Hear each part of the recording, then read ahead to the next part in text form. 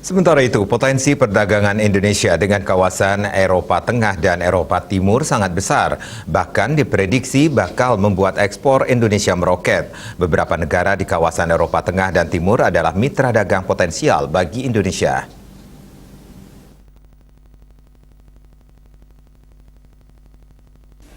Menteri Perdagangan Muhammad Lutfi mengatakan, beberapa negara Eropa Tengah dan Timur adalah mitra dagang potensial bagi Indonesia.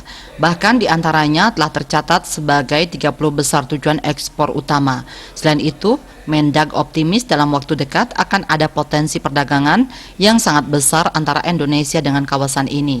Mendag juga memandang kegiatan forum bisnis merupakan momen penting dalam peningkatan hubungan ekonomi dengan negara di kawasan Eropa Tengah dan Timur. Pihaknya menegaskan kembali komitmen Indonesia untuk memperkuat kerjasama perdagangan dengan kawasan-kawasan tersebut. Ia mendorong para pelaku bisnis Eropa Tengah dan Timur untuk menjajaki bisnis dengan Indonesia lebih dari sebelumnya. Pada periode Januari-Agustus 2021, nilai ekspor Indonesia ke Eropa Tengah tumbuh sebesar 23,6% year-on-year mencapai 2,52 miliar dolar Amerika Serikat. Sedangkan nilai ekspor ke Eropa Timur meningkat 58,07% year-on-year dengan produk ekspor utama yaitu karet, baja, kelapa sawit dan fraksinya, biji tembaga, timah, alas kaki, kayu dan arang. Wartawan Bali Post melaporkan.